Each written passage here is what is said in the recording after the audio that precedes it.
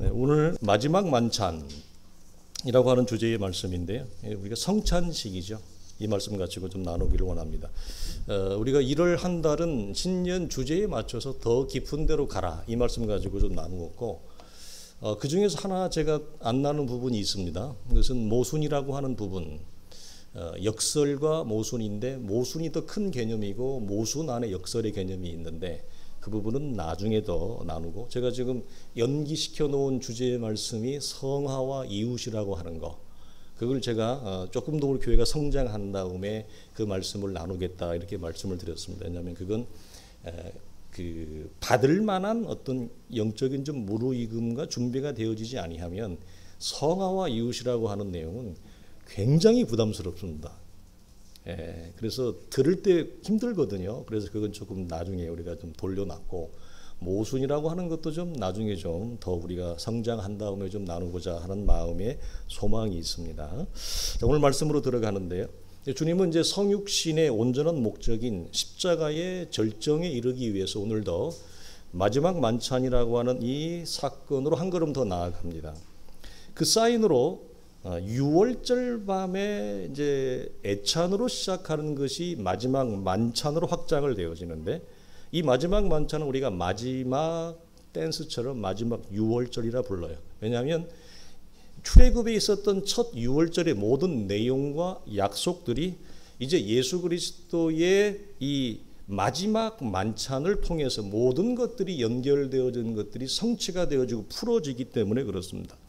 6월절의 떡과 포도주는 뺄 수가 없죠. 이것은 이스라엘이 애굽에서 나온 출애굽의 구원을 의미합니다. 이 떡과 포도주는. 그래서 우리가 출애굽 이후에 이것을 무교병이라고 해서 고난의 떡을 먹는 기간을 이스라엘은 일주일 동안 불어 이 시간을 갖죠.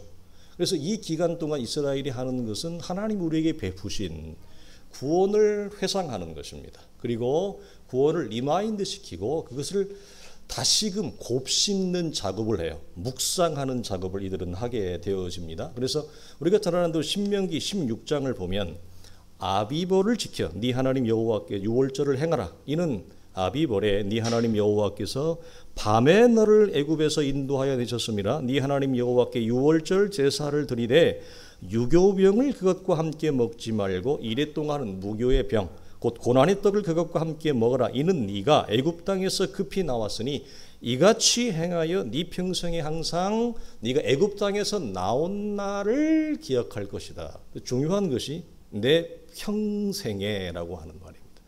그리고 항상 기억하라. 그래서 항상 기억한다는 말은 기억으로 그쳐요? 아니면 곱씹는 거예요? 곱씹는 거죠.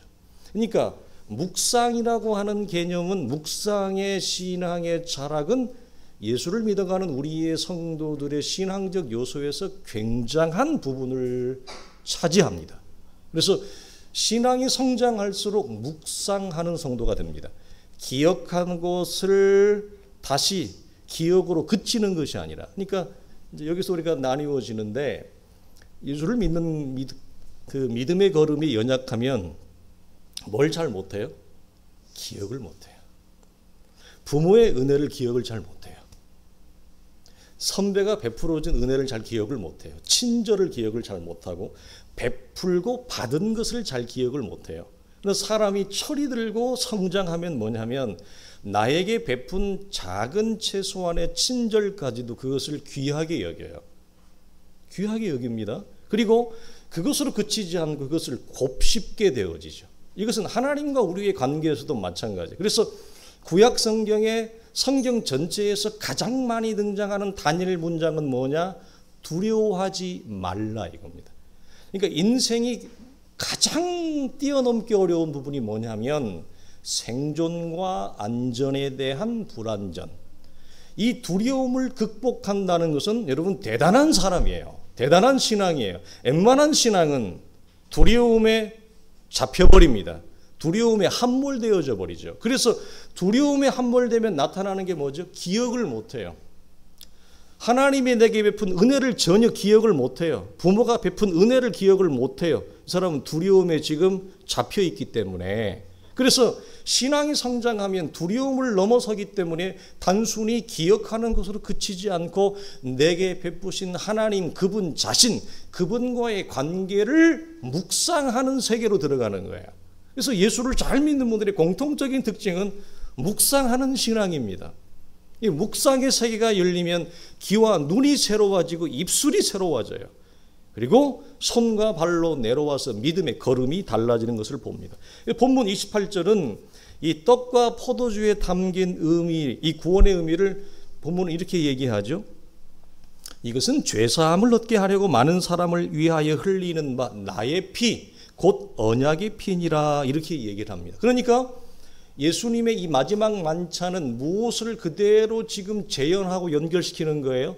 첫 출애굽의 피 흘림, 그 사건을 재현한다는 거죠. 그래서 첫 유월절의 상징인 이 어린 양의 피 흘림은 마지막 유월절의 상징이 아니라 이제는 실체로 오신 하나님의 어린 양 예수 그리스도의 피 흘림을 통해 완성되어지는 것입니다. 그래서 이 마지막 만찬은 유월절을 담아 있어요. 이 말이 무슨 말이에요? 우리가 현대교회가 성만찬 예식을 갖는 것은 무엇을 축소시켜서 우리가 온전히 하나님의 구원을 경험할 수 있도록 담아놓은 거예요. 유월절, 이스라엘의 출애굽을 우리가 성만찬을 통해서 온전한 오감으로, 온전한 전인격으로 먹고 마심으로 그것을 참여하고 체험케 하도록. 그래서 성만찬은 무엇이다? 유월절의 축소판인데 인간이 둔해서 잘 모르니까 그것을 우리가 오감으로 경험할 수 있도록 만들어 놓은 거예요. 이게 성만찬이에요. 이거 성만찬은 굉장한 의미가 이 안에 여러분 담겨 있는 거예요. 히브리서 9장에서 히브리서 목회자는 이것을 이렇게 얘기해요.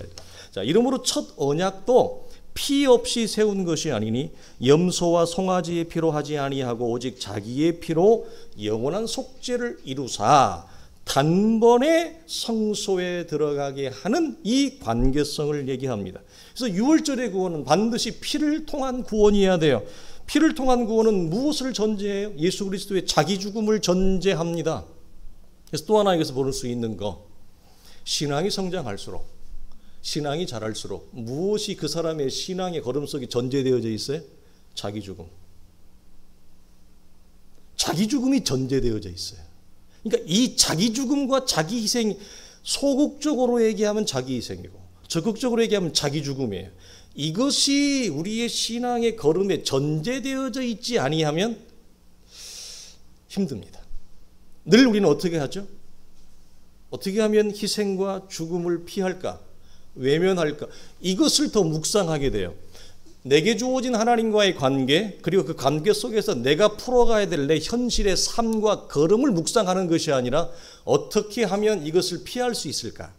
어떻게 하면 최소한의 짐을 지면서 그래도 내 인격과 자존심과 인간의 명예는 있으니 이 인격과 자존심과 명예는 그래도 좀 유지한 채 나는 좀 최소한의 희생과 최소한의 회피로 내 얼굴을 좀 드러내면서 예수 믿을 수 있는 법이 없을까? 이것을 묵상하는 거예요. 이렇게 가면 곤란합니다. 예수 믿는 것이 이렇게 가면 곤란해요. 그러면 그분은 평생을 이스라엘처럼 광야를 보름 만에 갈 걸 40년을 뱅뱅 도는 거예요. 돌아도 가나안에 못 들어가죠. 그리고 그 돈 자리에서 생을 마감해요. 가나안에 못 들어간다는 말은 구원을 안 받는다는 말이 아닙니다. 구원을 탈락한다는 말이 아니라 가나안은 누가 만든 거예요? 그 가나안에 들어가기 전에 광야는 자기가 만든 세계예요. 자기가 만든 광야 속에서 그 미로를 탈출하지 못하고 그 속에서 평생을 랭글러처럼 빙빙빙 돌다가 스스로 생을 마감하는 거예요. 그렇다고 구원을 안 받는다는 말이 아닙니다. 그러니까 무슨 말이죠? 하나님이 나를 불러 세워서 나를 통해 이루시려고 하는 작으면 작은 대로, 중간이면 중간 크기대로, 크면 큰 대로 하나님이 이루시려고 하는 하나님의 나라, 하나님의 세계가 있단 말이에요. 그 나라와 세계를 전혀 내 인생을 통해 세우거나 건설하지 못하고 평생을 생존과 안전에 불안전에 쌓여서 이것을 극복하기 위한 자기 몸부림을 치지만 결국은 아무것도 이루지 못하고 솔로몬이 얘기했던 대로 헛되고 헛되니 모든 것이 헛되다 라고 하는 헛된, 뭘 채워보려고 했지만 아무것도 채우지 못하는 빈 잔과 같은 인생으로 사라져요. 그래서 우리가 이렇게 많이 표현하죠. 헛됨이 그 empty라고 하는 건데, 잡으려고 아무리 잡아도 아무것도 잡히지 않는 거. 이 손으로 뭘 잡으려고 아무리 공중을 휘어감아도 아무것도 잡히지 않고 빈손으로 왔다가 빈손으로 가는 거. 이게 바울이 디모도에게 너희가 이 땅에 아무것도 가지고 온 것이 없으며 아무것도 가지고 갈 것이 없느니라. 그래서 다시 빈손으로 끝나버리는 것. 그것이 왜 그래요?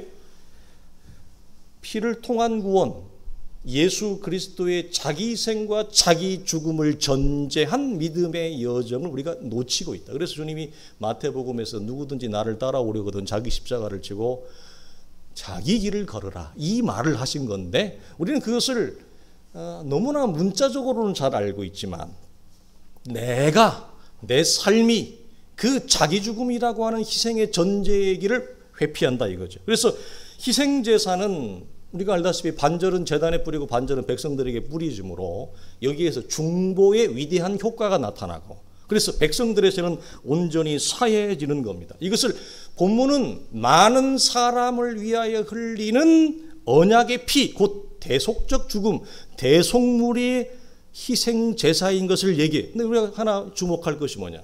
자, 이 애찬에 참여하는 제자는 기껏해야 12이에요. 주님까지 포함해서 13이에요. 그러면 주님이 여기서 너희를 위한 피 흘림이라고 하셔야 맞는데, 주님은 12명이라고 하는 이 소규모의 제자의 경계를 넘어서 버리죠. 뭐라고 얘기하죠? 나의 피 흘림은 너희만을 위한 피 흘림이 아니라 불특정 다수의 앞으로 예수를 믿게 될 수없이 많은 하나님의 사람들을 위한, 즉 많은 사람을 위한 나의 피, 언약의 피, 대속적 죽음이라고 하는 사실을 얘기해요.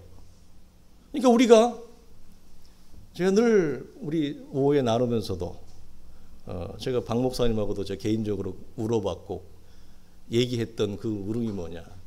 목회하면서 갖는 구름, 나를 향한 개인적인 물음표도 되기도 하고 현실적인 물음표도 되기도 하는 거. 왜 예수를 평생을 믿었는데 사람의 생각과 사고와 사람의 이 용량이라고 하는 그릇이 왜 이렇게 넓어지지 않을까? 요 머리가 이거 30cm도 안 되는데 30cm도 안 되는 이 머리의 용량이 왜 이렇게 확장이 안 될까? 우주는 지금도 살아있어서 끝없는 빅뱅을 통해서 우주는 또 다른 은하계를 낳고 팽창한다는데, 우주에 티끌만지도 않은, 이 먼지만지도 않은 이 작은 용량을 가진 인간의 사고체계, 생각체계, 언어체계, 삶의 체계, 내 손발의 체계는 와 이리 변화가 없을까? 왜 팽창되지 않을까? 그래서 물어봤던 거예요. 목사님, 사람이 복음이 들어오면 이게 커지지 않습니까? 사람이 좀 큰 사람이 되지 않습니까? 우리 옛날 동학운동할 때 조선시기에 이런 말이 있었어요. 슬로건이 왕후 장사의 씨가 따로 있더냐. 왕후 장사의 씨가 따로 있더냐. 조선시대는 유학이 천명했기 때문에 그걸 규정했죠. 피의 논리를 규정했습니다. 잘 될 놈이 따로 있다. 크게 될 놈이 따로 있다. 그래서 천민을 구분을 했죠.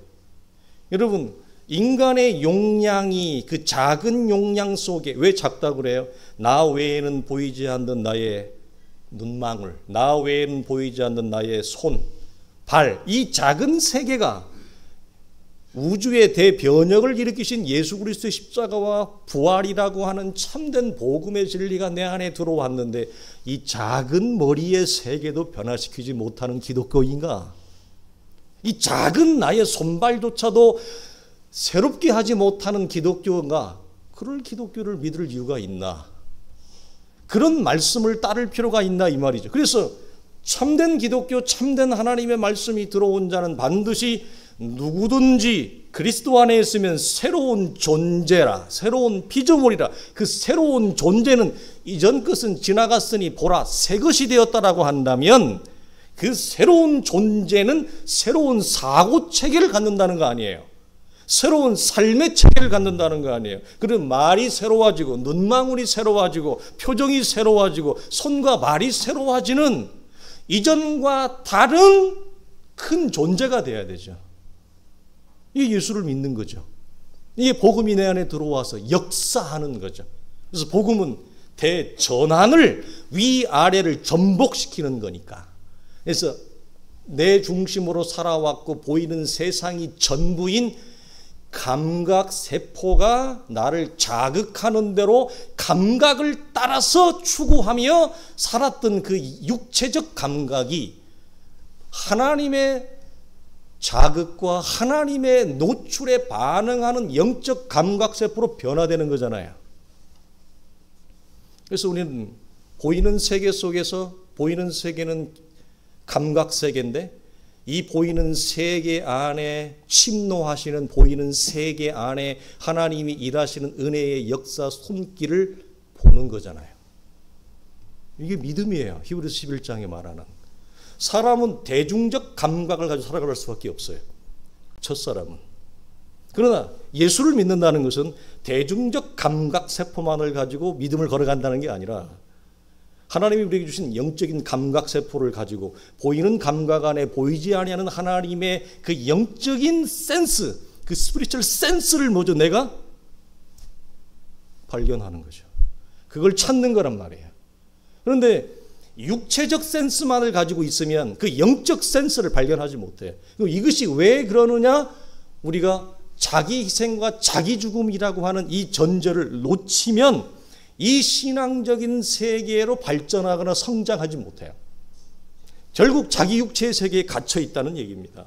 그래서 본문 28절은 너희들만 위한 피 흘림이 아니라 많은 사람을 위한 큰 대속적 우주적인 죽음을 얘기해요. 그러니까 기독교의 신앙은 아무리 내가 인간의 용량이 작고 성장하면서 부모의 영향을 통해서 작은 그릇 나밖에 몰라. 부모가 깜뜨거워 나를 부르는 거야.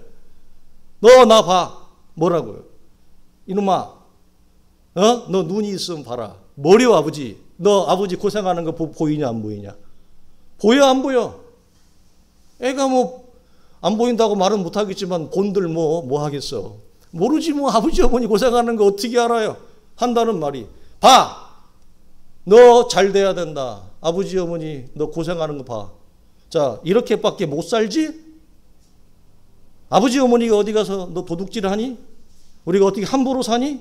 우리 최선을 다해 살잖아. 그래도 이렇게밖에 못 살아. 그러니까 너 공부 열심히 해. 너 잘 돼야 돼. 뭐니 해도 네가 잘 돼야 돼 임마. 너 돈 잘 벌어야 돼. 너 성공해야 돼. 높은 자리에 올라가야 돼. 이런 식의 교육을 받고 자란 사람들은 그릇이 작을 수밖에 없어요. 왜? 아버지가 내내 가르쳤던 게 뭐예요? 너 하나 잘 먹고 잘 살으면 땡이다 이 말이에요.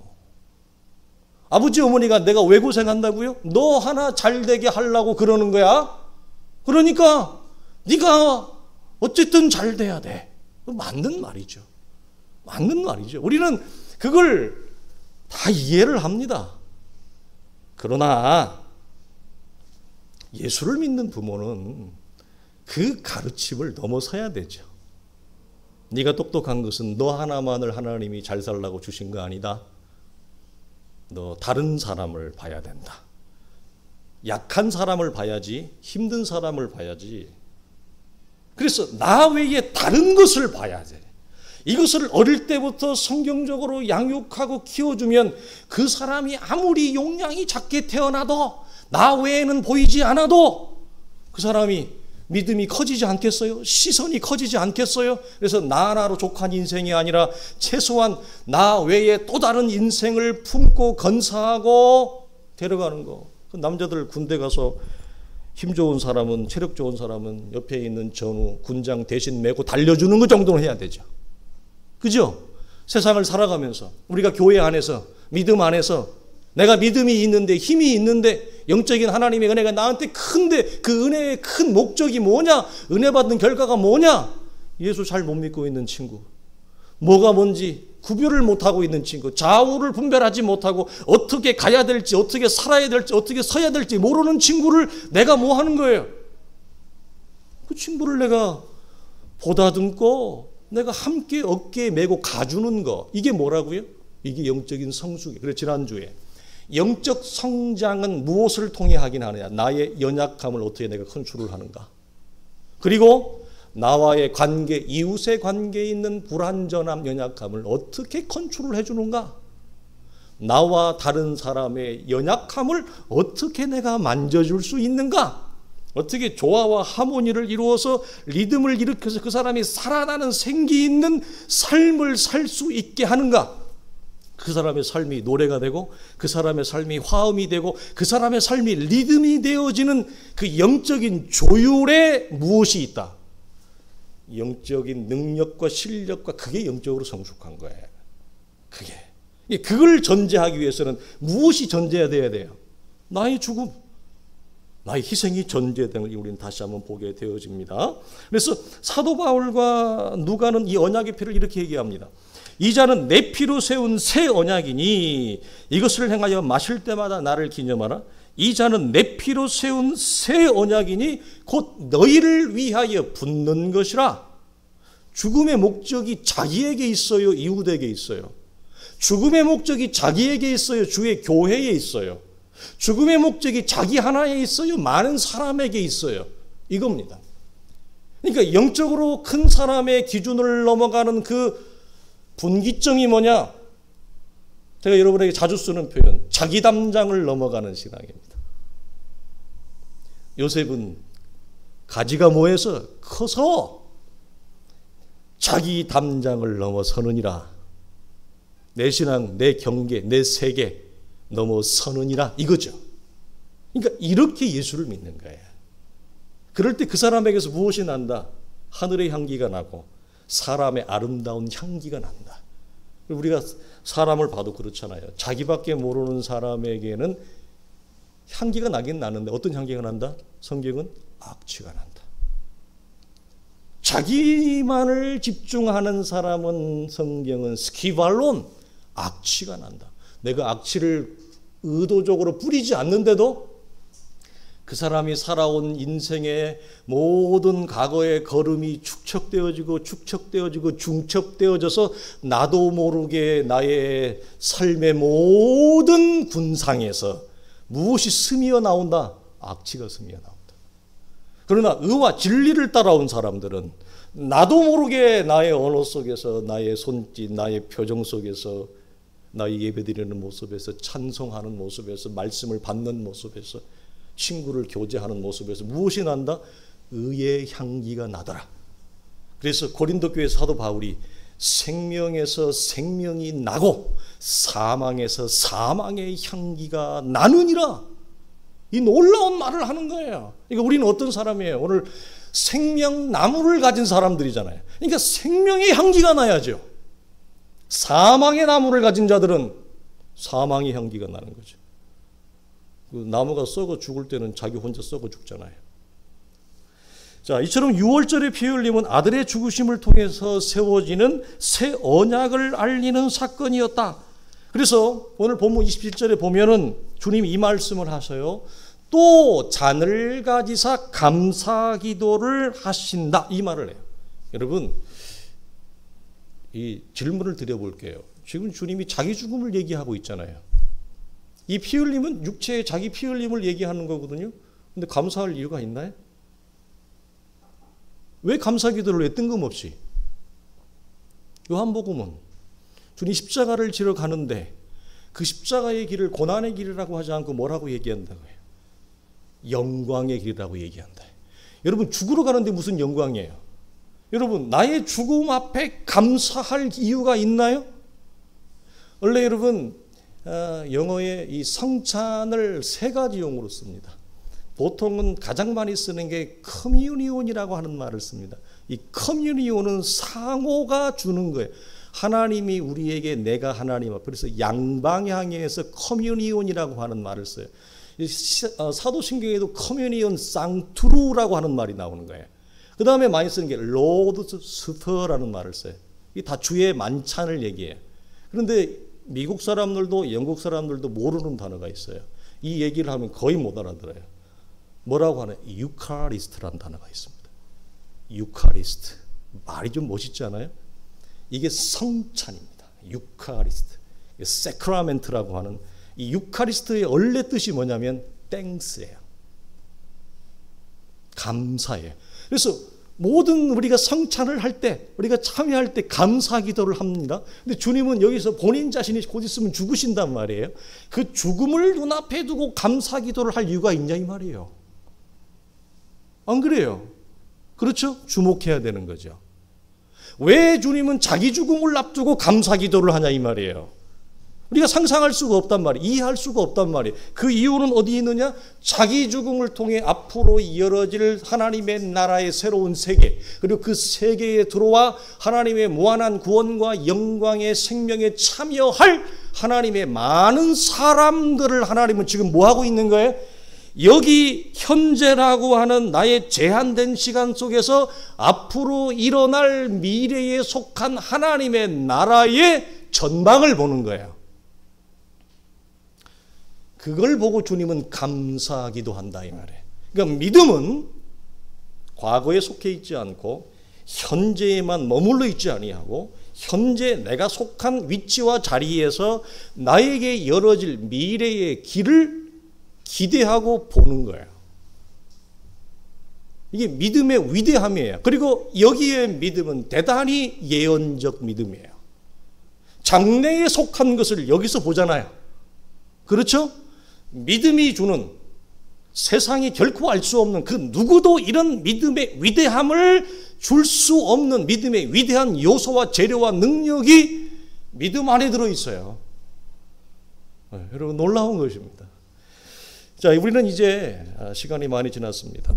이 마지막 만찬이 가지는 영적인 의미를 우리가 좀 계속 다음 주에도 이어가기를 원하는데요. 오늘 이 하나만 좀 나누고자 마치고자 합니다. 이 마지막 만찬은 우리가 아는 대로 성찬식의 유래가 되어졌는데 주님은 분명히 이것을 기념하라 하셨어요. 그래서 이스라엘이 매년 유월절을 지킨 것처럼 주의 교회는 성만찬을 지켜야 돼요. 그래서 로만 캐톨릭 처치나 중세교회나 북미의 교회들은 특별히 로만 캐톨릭에 가까운 교회들, 성공회, 러시아 정교회 이런 교회들, 그 다음에 감리교회 중에서도 로만 캐톨릭에 가까운 교회들은 거의 매주 합니다. 유럽 교회들은 거의 매주 해요. 그래서 약식을 준비해서 하죠. 그래서 우리는 개혁교회는 이것이 지나치게 성찬 예식이 우상화되어져서 개혁교회가 일어난 다음에는 이 성찬 예식을 급격하게 줄였습니다. 물론 이것에 대해서 잘못했다고 얘기하는 목회자나 신학자도 많습니다. 특별히 한국교회는 더 조금 하죠. 우리도 작년에 몇 번 안 했습니다. 네, 제가 좀 송구스러운 마음이 있습니다. 그래서 최소한 분기별에 한 번씩은 해서 보통 한국교회는 대체로 1년에 4번 정도 하는데 많이 할 수 있으면 많이 좋습니다. 사실은. 그러나 이런 성찬의 의미들을 우리가 충분히 좀 이해해야 해요. 그래서 주의 교회는 성만찬을 지키고 따를 책임과 의무가 있어요. 무슨 말씀이냐? 성만찬은 무엇을 축소시킨 것이다? 유월절을 축소시킨 것이에요. 그래서 성찬식은 단순히 종교적인 행사나 의식을 지키는 것이 아니라 우리를 향한 하나님의 구원, 즉 나에게 일어난 구원의 시작, 그리고 현재 하나님과의 나의 영적인 관계, 그리고 장차 완성될 미래에 속한 구원을 위한 영적인 안내도 이 맵이 뭐냐? 성찬식이에요. 그러니까 여기에는 어떤 세 가지 시간적 표징이 있냐면 과거의 시간적 표징, 그리고 현재 하나님과 나와의 관계의 시간적 표징, 미래에 속한 미래의 시점의 관계적 표징이 있습니다. 과거의 표징이라고 하는 건 뭐죠? 나의 유월절을 기억하라 이 말입니다. 이스라엘의 유월절이 아니고 내 아내의 유월절이 아니고 그리스도의 죽음이 나에게 일으켜 세운 성찬식, 그리스도의 죽음이 나에게 일으켜 세운 나의 유월절을 회상하고 묵상하라. 내게 일어난 유월절이 있는가? 이 말입니다. 현재의 표징은 뭐냐?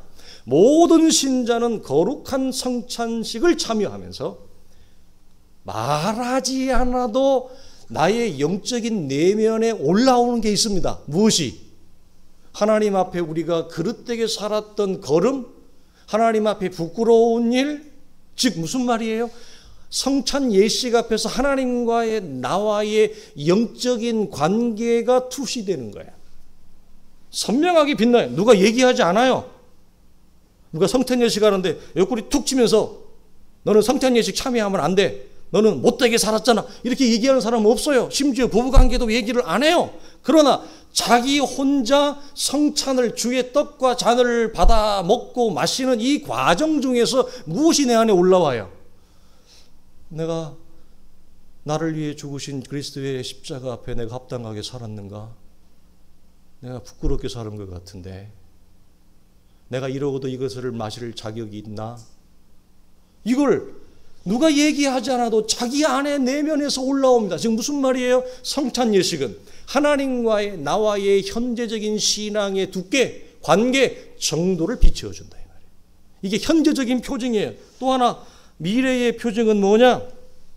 이 안에는 그리스도의 부활이 담겨 있습니다. 성찬 예식에는 다시 오실 재림에 대한 약속이 담겨져 있습니다. 자, 만약 부활과 재림이 없다면 성찬식은 여러분 어떤 형태가 될까요?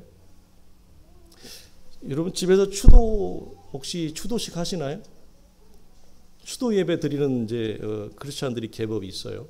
제가 영국에서 공부할 때 구약을 가르치는 특별히 사무엘 상하를 할 때 이걸 제가 교수님한테 물어본 적이 있어요. 한국적인 문화와 전통에서는 교수님, 한국 교회는 초기에 제사 문화가 많았기 때문에 유교라고 하는 이 백그라운드 속에서 서구 선교사들이 들어와서 복음을 전하면서 이것을 끊어버리기가 어려우니까 제사 드리는 것을 추도 예배 추도식으로 이렇게 전환해서 한국 교회에 정착을 했습니다. 교수님 생각에는 이것이 성경적으로 한국 교회가 드리는 추도식 추도 예배가 성경적으로 맞습니까? 그랬더니 교수님이 웃으시면서 그래요. 그건 코리안 컨텍스트에서는 그럴 수 있는데 초기에 선교사들께 전할 수 있는데 사실은 성경적 근거는 없습니다. 성경적 근거는 없다는 거예요. 제가 왜 이 얘기를 하냐? 집집마다 추도식 추도 할 수 있다고 저는 봅니다. 왜냐하면 일평생 나를 위해 수고하시고 고생하신 아버지 어머니를 이 땅을 떠난 날을 후손들이 모여서 하나님 앞에 찬송하고 예배드리는 거 그거는 좋다고 봐요.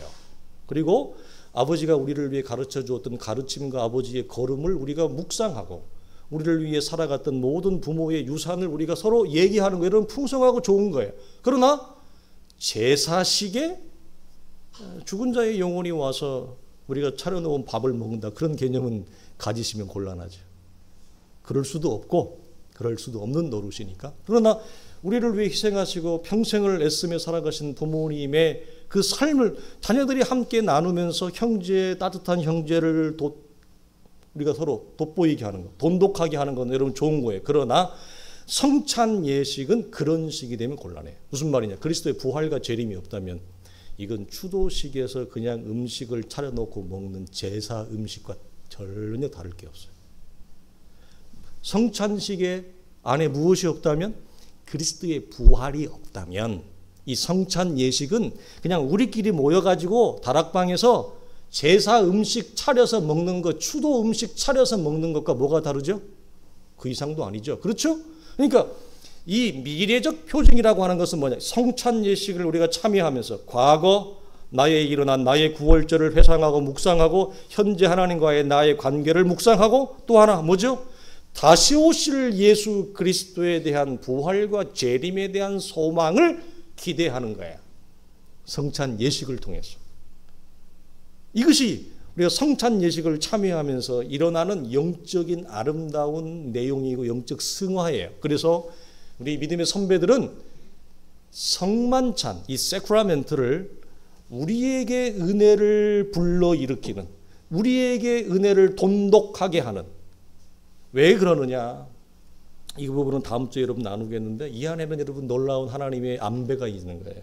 성만찬은 여러분 놀라운 우리를 향한 하나님의 따뜻한 안배예요. 안배. 이것의 주요 목적은 뭐냐? 흔들리는 나. 나의 유월절이 일어났는데 나의 유월절이 희미해지는 신자들, 그들에게 나의 구월절을 다시 불러일으키는 강력한 하나님의 은혜의 공급이 뭐냐? 성찬식이에요. 하나님과의 관계가 소원해져서 어떻게 해야 될지를 모르고 있는 자들에게 하나님과의 선명한 관계를 다시 걸어가게 하고 정립시켜주는 은혜의 충만한 공급이 뭐냐? 성찬 예식이에요. 그리고 또 하나, 다시 오실 하나님의 나라에 대한 소망과 대망으로 충만한 가슴의 배부름. 그래서 성찬식은 먹는 거잖아요. 이 먹음 속에 있는 놀라운 의미가 있어요. 여러분, 말씀은 처음에는 안 들립니다. 안 들려요. 그냥 말하는 건 소리고 사운드지 진리가 안 들려요. 워드가 안 들려요. 그러나 하나님의 은혜가 임하면 사운드가 걸러지고 뭐가 되죠? 워드가 돼요. 말씀이 돼요. 그러면 이제 귀가 열어진단 말이에요. 이 귀가 열어져서 신앙이 더 성장하면 귀로 듣는 하나님의 말씀이 눈으로 보는 영광을 경험해요. 이게 욥이 고백한 거예요. 귀로만 듣던 하나님을 내가 이제 눈으로 보나이다. 그래서 눈으로 하나님의 영광을 내가 참여하고 보려면 말씀이 들려야 돼요. 살아난 자의 첫 번째 감격은 귀가 열어져야 돼요. 그래서 들렸던 말씀을 눈으로 봅니다. 그 다음에 뭐 하죠? 끝인가요? 뭐 합니까? 말씀은 들린 말씀, 말씀이 보여지는 말씀을 우리가 뭐 하죠? 받아 먹습니다. 아멘 하고 꿀떡 생깁니다. 이 말씀을 받아 먹는 겁니다. 계시록의 사도 요한에게 어린 양 대신 우리 주 예수 그리스도가 뭐라고 얘기해요? 받아 먹으라. 말씀은 듣는 데서 그치지 않습니다. 말씀은 보는 데서 그치지 않습니다. 말씀의 최종 목적은 뭐냐? 내 목구멍으로 들어와서 그 말씀을 받아 먹음으로 말씀이 내가 되어지고 내가 말씀이 되어지는 하나됨, 말씀의 온전한 성육신의 하나됨의 궁극적인 목적이 말씀은 듣고 보는 데서 그치지 않고 받아 먹음으로 하나님과 하나 되는 거예요. 이걸 우리는 뭐라고 얘기해요? 하나님과 우리의 신비한 생명적 연합의 관계다. 하나가 되어졌다. 그럼 왜 받아 먹느냐?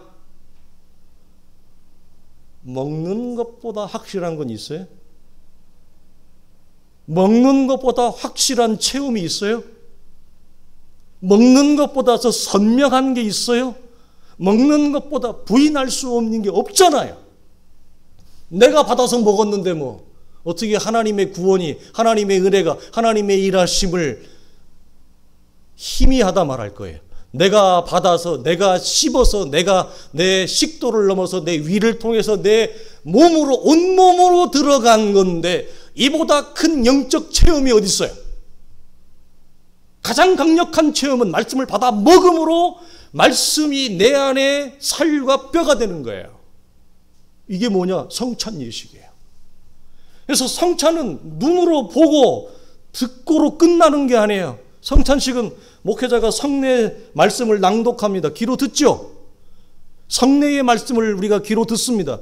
열어진 귀는 성찬 예식에 우리가 떡과 포도를 눈으로 보면서 하나님의 임재의 상징인 그 하나님의 거룩한 죽으심을 우리가 눈으로 봅니다. 목도하고 참여합니다. 그걸로 끝이 아니라 그것을 내가 온몸으로 먹음으로 하나가 됨으로 그분과 우리는 임마누엘이 온전한 성취. 그 온전한 완성이 뭐냐? 성찬 예식을 통해서 이걸 우리가 하는 거예요. 근데 이걸 왜 꼭 주님이 내가 올 때까지 기념하라 했느냐? 우리가 하도 연약해서 내게 주신 하나님의 은혜를 잊어버리고 살아. 나를 위해 죽으신 그리스도를 까마득하게 잊어버리고 살아. 그래서 잊지 말도록 온 몸으로 이걸 경험하라고. 우리 어릴 때 애들 교육할 때 그런 학원 보내잖아요. 온몸으로 경험하라고. 손으로, 눈으로, 귀로, 씹어 먹음으로. 그래서 하나님과의 하나된 이 상태를 충만하게 기뻐하라고 하는 겁니다. 자, 이 말씀. 그래서 요한복음 6장에 이렇게 말씀하죠. 이 말씀 읽고 우리 다 같이 읽고 여러분 마치겠습니다. 내가 곧 생명의 떡이니라. 예수께서 이르시되 내가 진실로 진실로 너희에게 이르노니 인자의 살을 먹지 아니하고 인자의 피를 마시지 아니하면 너희 속에 생명이 없느니라. 내 살을 먹고 내 피를 마시는 자는 영생을 가졌고 마지막 날에 내가 그를 다시 살리리니 내 살은 참된 양식이요 내 피는 참된 음료로다. 내 살을 먹고 내 피를 마시는 자는 내 안에 거하고 나도 그의 안에 거하나니 살아계신 아버지께서 나를 보내심에 내가 아버지로 말미암아 사는 것 같이 나를 먹는 그 사람도 나로 말미암아 살리라. 아멘. 이 은혜를 우리가 매 경험하는 것입니다.